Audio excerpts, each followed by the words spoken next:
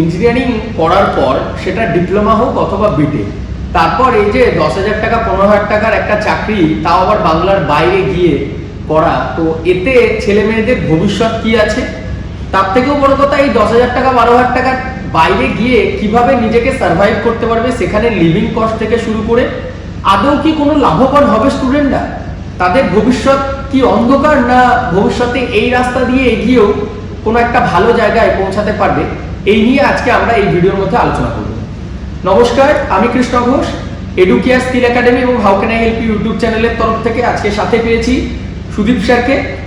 তো স্যারের পরিচয় একটু স্যার দেবেন। স্যার হচ্ছেন, আমি একটু বলছি, স্যার SBIST গ্রুপ অর্থাৎ Swami Vivekananda institute of science and technology গ্রুপের ট্রেনিং অ্যান্ড প্লেসমেন্ট ডিপার্টমেন্টের তরফ থেকে স্যার আপনাকে স্বাগত জানাই আমাদের চ্যানেলে। তো আজকে আপনি বুঝতে পারছেন যে টপিকটা নিয়ে আমরা আলোচনা করব। আপনিও দীর্ঘদিন এই HR টিম বলুন বা HR ডিপার্টমেন্ট বলুন বা এবং ট্রেনিং প্লেসমেন্টের সাথে যুক্ত আছেন। আমাদের বাংলা থেকে যারা mainly core engineering A pass out করে, সেটা ডিপ্লোমা মেকানিক্যাল, সিভিল, ইলেকট্রিক্যাল বলুন বা বিটেক করার পর, তারা যে স্টার্টিং এ কিরকম একটা স্টাইপেন্ড বা স্যালারি পেয়ে থাকে, প্রথম আপনি একটু বলুন রিয়েল লাইফ থেকে। প্রথমেই অনেক ধন্যবাদ কৃষ্ণ স্যারকে। আমার এটা কৃষ্ণ স্যারের চ্যানেলে বা হাউ ক্যান আই হেল্প ইউতে প্রথমবার। তো আমি অনেকবার দেখেছি আপনার ভিডিও, বা আমি আপনাকে মোটামুটি ফলো করি। ভালো লাগে আপনার টপিকগুলো, এবং আপনি যে স্টুডেন্টদের জন্য যতটা সম্ভব করে থাকেন, এটা খুব দরকার। মানে আজকের যুগে দাঁড়িয়ে এটা তো বেসিক্যালি এই হেল্পটাও হওয়া দরকার। তো যাই হোক, আর বেশি কথা বলবো না। সবাইকে স্বাগতম।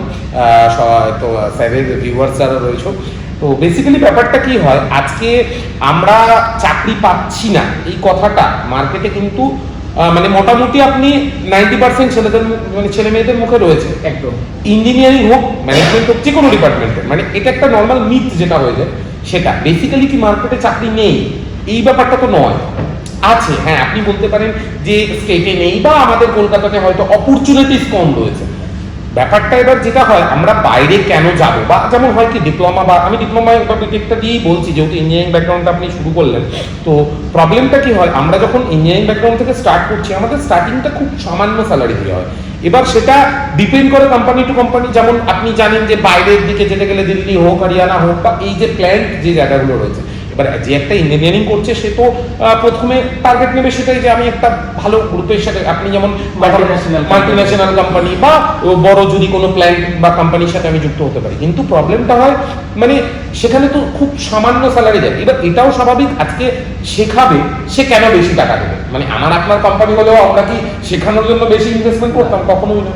কিন্তু আমাদেরকে এই যে এই ব্যাপারটা হয়, সবাই বলে যে এই ডিপার্টমেন্ট থেকে এই চাকরি বা ওই চাকরি। আজকের টপিকটা ওই জন্য খুব ভালো আপনি শুরু করলেন, সাস্টেইন কিভাবে আমরা করব। মানে আজকে তো এতটুকু কম স্যালারিতে আমরা সাস্টেইন কিভাবে করবো? হ্যাঁ, প্রথমে আমাদেরকে স্ট্রাগলটা নিতেই হবে স্যার, কারণ প্রবলেমটা যেটা হয়ে যায় যে স্যালারি তো সেরকম বেশি কোম্পানি প্রোভাইড করছে না।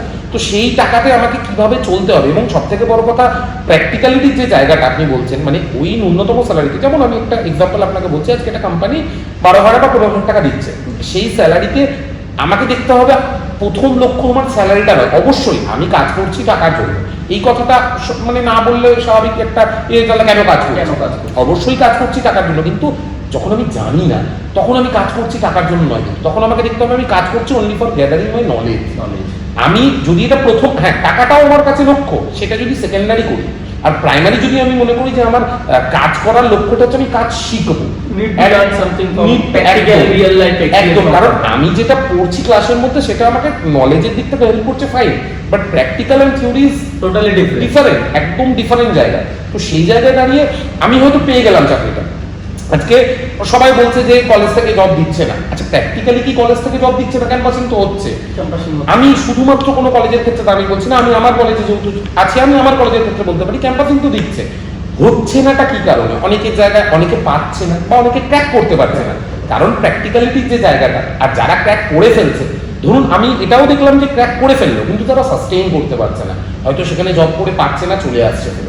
প্রবলেমটা কি হচ্ছে, সেই স্ট্রাগলটা নিতে পারছে না। তো হাউ টু সাস্টেইন, মানে আমি একটা কোম্পানিতে সার্ভাইভ কিভাবে করবো, এই প্র্যাকটিক্যালিটির জায়গাটা, সেখানে বিভিন্ন চ্যালেঞ্জেস আসবে। হ্যাঁ, প্রথম তো চ্যালেঞ্জেস টাকার যেটা রয়েছে, এই যে এত দূর থেকে আমি যাচ্ছি, টাকাটা আমার এতটা কম, সেখানে থাকা খাওয়া, আপনি যে কথাটা বললেন থাকা খাওয়ার বিষয়টা, যে লিভিং কস্ট যেটা রয়েছে সেটাও প্র্যাকটিক্যাল জায়গা থেকে অনেকটা কম। বাট তার মধ্যে স্ট্রাগল করে যদি আমি 2 বছর, আমি খুব কষ্ট করে যদি মোটামুটি 2 বছর 2 ইয়ার স্পেন্ড 2 ইয়ার যদি আমি স্পেন্ড করে নিই, তো আমার কাছে নলেজ, মানে আমি বলছি না যে বইয়ের পড়াশোনাটা, আমার কাছে প্র্যাকটিক্যাল নলেজটা কিন্তু হিউজ চলে এলো। এবার সেক্ষেত্রে আমি যখন 2 বছর পরে আমার ওই আমি তো অপরচুনিটি দেবো আমার কাছে আসতে থাকবে, কারণ আমার কাছে 1 by 1 আসতে থাকবে। আমি প্রথম কথা নলেজ হয়ে গেছে, সেকেন্ড কথা আমার কাছে প্র্যাকটিক্যাল সেন্স চলে এসেছে। এবার আমি বিভিন্ন ইন্টারভিউ দিতে থাকবো এবং ক্র্যাক করতে থাকবো, কারণ যখন আমার হাতে নলেজটা রয়ে গেল, তখন সেই জায়গা থেকে দাঁড়িয়ে আমি সেটাকে এবার ক্র্যাক করা আমার কাছে খুব ইজিলি বিষয়টা হয়ে যাবে, কারণ প্র্যাকটিক্যাল জায়গা থেকে আমি সেই ইন্টারভিউটা বা সেই কাজটা আমি জানি।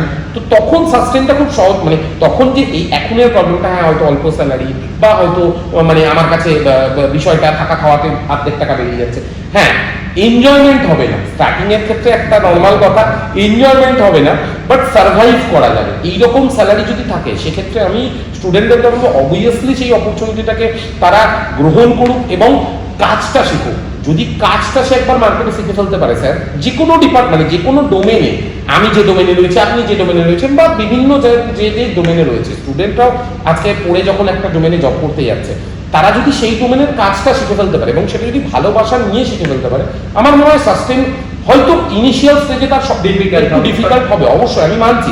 আমরা হয়তো এখানে বসে বলতে পারবো যে হ্যাঁ এটা করো ওটা করো, বাট প্র্যাকটিক্যালিটি জায়গা খুব সাস্টেনের প্রবলেম, বা হয়তো মানে সেটা ব্যাপারটা হয়ে যায় যে আমি কিভাবে সাস্টেন করবো, এটা একটা বিষয়। কিন্তু ভবিষ্যৎ কিন্তু তখন আস্তে আস্তে সে এই কষ্টটা করলো, তার রিটার্নটা সে আস্তে আস্তে ভিতটা স্ট্রং করতে একদম, মানে একদমই তাই। আজকে যদি বাড়ি বানানোর সময় আমি ভিতটা স্ট্রং করি, দেন আমি এবার ওপরে আস্তে আস্তে তলাটা তুলে নিতে পারবো, তখন আমার সেক্ষেত্রে প্রবলেমটা আসবে না। মানে এটা একদম প্র্যাকটিক্যাল জায়গা থেকে আমি বলছি। হ্যাঁ, এবার বিষয়বস্তু থাকে অনেক কিছু, সাস্টেনের উপর ডিপেন্ড করে, সেখানে ওয়ার্ক অ্যাটমসফিয়ার কীরকম রয়েছে, সেখানে পেরোল সিস্টেম কীরকম রয়েছে, এমপ্লয় এঙ্গেজমেন্ট, এমপ্লয় রিলেশন, এইগুলো তখনই আমি ম্যাটার করতে পারবো যখন আমার হাতে, মানে আমার কাছে প্র্যাকটিক্যাল নলেজ বা কাজের অভিজ্ঞতা বা এক্সপিরিয়েন্সটা থাকে। তখন আমি সিভিতে যখন অ্যাড করতে থাকবো, তখন আমার সিভির ডিমান্ডটা বাড়তে থাকবে। আর জবটা বেসিক্যালি পাওয়ার জন্য কি হয়, শুধুমাত্র আমি জ্ঞান, আবার শুধু জ্ঞান অর্জন রয়েছে বা শুধু আমার কাছে নলেজ রয়েছে তাহলে আমি ক্র্যাক করে ফেলতে, এটা নয়। এখন কিন্তু মার্কেট চাইছে এক্সেপশন কি রয়েছে, বা এইচআর চাইছে না যে আজকে একটা ইন্টারভিউ প্যানেলে যখন একটা স্টুডেন্ট এসে বসেছে, সবাই আসছে ইন্ট্রোডিউস মাইসেলফ করছে, introduce my tell me about yourself, নিজেকে পরিচয় দিচ্ছে। বাট আপনি ওইখান থেকে কিভাবে এসে আপনি শুরু করলেন, আপনি যদি একটা ডিফারেন্ট ওয়ে চুজ করতে পারেন, you can attract the HR also. আপনি তখন মানে এইচআর আপনার প্রতি অ্যাট্রাক্ট হবে না, 10টা ছেলে তো ইন্ট্রোডাকশন মাইসেলফ করলো, কিন্তু অন্যভাবে। তো এক্সেপশনাল জিনিসটা স্টুডেন্টদের কাছে রাখতেই হবে, সেটা যে কোনো ডোমেনের কাজ, ইঞ্জিনিয়ারিং হোক, ম্যানেজমেন্ট হোক, বা বিভিন্ন মানে পড়াশোনা করে সে আসছে, তো তাকে ওই গতানুগতিক ওয়েতে চললে হবে না। হ্যাঁ, আমি কারণ এখন প্যানেল যে ব্যাপারটা হয়, এইচআর যে আমাদের আগে ইন্টারভিউ প্যানেল যে নর্মাল যাবো, ঢুকবো, একটা পশ্চাৎ থাকবে, ইন্ট্রোডাকশন দেবো নিজের, এই ব্যাপারটা কিন্তু এখন কনসেপ্টটা উঠে গেছে। এক্সেপশন আপনি নিজেকে কিভাবে পরিচয় দিচ্ছেন, আপনার এক্সেপশন নলেজ কি রয়েছে। সিভিতে লিখে দিলাম আমি 4টে জিনিস, যে আমি এক্সেল জানি, ওয়ার্ড জানি, এগুলো সব লিখে দিলাম, কিন্তু এটা তো সবার সিভিতেই থাকবে। মানে আমরা শুরু করি যখন ওয়ার্ড এক্সেল সবাই লিখে দেয়, কিন্তু আমি এক্সেপশন কি জানি, আমি কিছু আমি কোডিং নিয়ে কিছু জানি কিনা, জাভা রিলেটেড কিছু জানি কিনা, মানে ফর আইটি বা সিএস এর ক্ষেত্রে বলছি, তাদের সেটা এক্সেপশন কি জানে, সেটা কিন্তু এইচআরকে অ্যাট্রাক্ট করে। আর এখন এআই এর যুগ, তো এআই এর যুগে কিন্তু এইচআর এখন সিভি দেখেই না, এই যে সিভি স্ক্রিনিং পার্টটা সম্পূর্ণ এআই করে। তো আমার মানে একটা এইচআর এর হাতে সিভি আগে এমনকি এইচআর স্ক্রিন করতো, ভিউ করতো, এখন সেই ব্যাপারটা নেই। এইচআর এআইতে তুলে দিয়েছে, এআই এ মারা আছে, পরপর সিভি দেখলো, যেটা পছন্দ হলো না রিজেক্ট করে।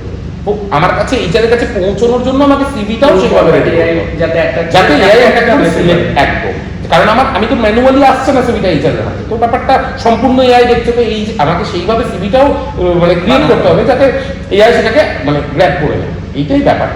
লাস্ট কিছুদিন আগে আমি দেখেছিলাম আপনি আউট অফ বেঙ্গল, দিল্লি ওখানে আপনার হিউজ স্টুডেন্ট জয়েন করে দেখলাম, প্রায় 30-40 স্টুডেন্ট। তো তারা যে আমি ডিপ্লোমা আর বিটেক স্টার্টিং বলছি, এই যে করে ওটা সম্ভবত কোর কোম্পানি ছিল, তো এদের মেকানিক্যাল কোর কোম্পানি। তো এই মেকানিক্যালে কোর কোম্পানিতে যারা জয়েন করলো, এদের ওখানে লিভিং কস্টটা কিরকম, আপনারা যে রুমের মধ্যে ছিলেন বা ওখানে স্টুডেন্টরা যে জায়গাতে থাকলো, কিরকম হতে পারে খরচাটা? ব্যাপারটা হচ্ছে ওখানে আমি যেরকম দেখলাম মোটামুটি ওদের 4-4.5 মধ্যে রুম আছে। এবার দেখুন শেয়ারিং সিস্টেম, হ্যাঁ শেয়ারিং সিস্টেম। এবার বিষয়টা হচ্ছে আবারও আমি কিভাবে থাকবো, একটা স্টুডেন্ট যদি মনে করে আমি 5,000 টাকা রুম নিয়ে একা থাকবো, সে থাকতে পারে। আর কেউ যদি মনে করে আমার পক্ষে সম্ভব না, আমি শেয়ারিংয়ে থাকবো, সে সেইভাবে থাকলো। আমার কাছে ডিপেন্ড করবে আমি ওই 2 বছর আমার যখন কেরিয়ার স্টার্ট হচ্ছে আমার ওই স্টার্টিং ইয়ারটা বা আমার স্টার্টিং পিরিয়ডটা আমি কিভাবে সাস্টেইন করছি এবং আমি কিভাবে, আপনি যদি স্ট্রাগল করে চলেন, দেখুন সবাই আমরা আমাদের লাইফে আজকে যে জায়গায় পৌঁছেছে, যে কোনো স্টুডেন্টও যে শুরু করছে সেও যদি স্ট্রাগল করতে পারে বা যে বড় জায়গায় পৌঁছেছে, আপনি দেখবেন বেশিরভাগ ক্ষেত্রে কিন্তু সে একটা স্ট্রাগল স্টোরি দিয়েই সে গিয়ে দাঁড়িয়ে আছে সেই জায়গায়, জিরো টু হিরো ব্যাপারটা। তো যদি আমি স্ট্রাগল করে সেই জায়গাটায় যেতে পারি তো আমার জার্নিটা হয়তো কষ্টের হবে ডেফিনেটলি, কিন্তু ডিপেন্ড করছে আমার উপর। ওখানে আমি যে বিষয়টা, এবং ওখানে হ্যাঁ এবার খাওয়ার যে বিষয়টা, খাওয়া দাওয়ার একটা প্রশ্ন থেকে থাকে যে স্টুডেন্টরা গেল, থাকা খাওয়ার যে ব্যাপার, এগুলো তো মানে ভাইটাল একটা টপিক। এই জিনিসগুলোর উপরেই তো একটা স্টুডেন্টের সাস্টেইন বা রিভাইভটা ডিপেন্ড করে, যে কিভাবে সে সাস্টেইন করলো বা কিভাবে সে রিভাইভ করবে সেখানে।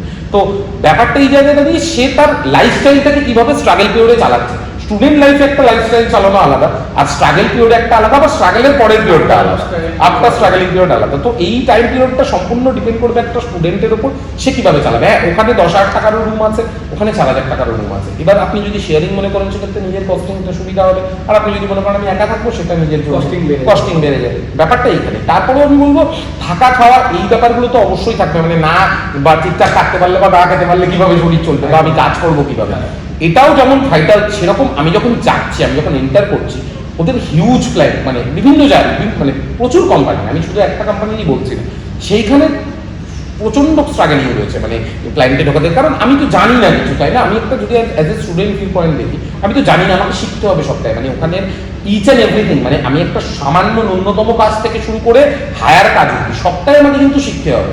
তো সেই শেখার ব্যাপারটা যদি সে গ্র্যাপ করতে পারে, আমার মনে হয় তার ক্ষেত্রে সাস্টেইনিং স্ট্রাগল হলেও ভবিষ্যৎ মানে ফিউচার রিটার্নটা সে খুব ভালো পাবে, বেটার। মানে ফার্স্ট তুমি ইনভেস্ট করো তোমার টাইম, তোমার সময়, সময় সাথে সাথে কষ্ট দিতে হবে। তারপর আফটার 2 ইয়ার্স একটা ভালো পজিশন তোমরা আশা রাখতে পারো যে হ্যাঁ আমি পাবো। তবে তার জন্য নিজেকেও নিজের নলেজটাকে ইমপ্রুভ করতে হবে, নিজেকে আরো স্মার্ট কোম্পানি ওরিয়েন্টেড করে তুলতে হবে, যে কোম্পানির যেটা মার্কেটে ট্রেন্ডিং চলছে সেই টপিক অনুযায়ী সেই জ্ঞানটা তোমার মধ্যে থাকতে হবে। তারপর কিন্তু তুমি তোমার সেই ভালো একটা পজিশন পাবে, কোম্পানি পেরোল পার্মানেন্ট জবে যাওয়ার সুযোগ পাবে। কিন্তু মিনিমাম 2 ইয়ার্স কিন্তু তোমাকে ইনভেস্ট করতে হবে তোমার লাইফে, মানে কমপ্লিট করার পর এডুকেশনটা। তো আশা করছি আজকের এই টপিকটা, যেটা ইউটিউবে কোনো দিন কেউ আজ পর্যন্ত আপলোড করেনি, আমরা প্রথমবার এই বাস্তব অভিজ্ঞতা নিয়ে তোমাদের সামনে তুলে ধরলাম। আপনারা অভিভাবকরা যারা দেখলেন ভিডিওটি, আপনাদের ধন্যবাদ আপনাদের সময় দিয়ে দেখার জন্য। যদি কোনো মন্তব্য আপনাদের থাকে অবশ্যই সেটা কমেন্ট সেকশনে কমেন্ট করে জানাবেন, এবং ব্যক্তিগতভাবে আমাদের কন্ট্যাক্ট ডিটেলস ডেসক্রিপশন বক্সে পাবেন, সেখান থেকে কন্ট্যাক্ট করতে পারেন। Thank you.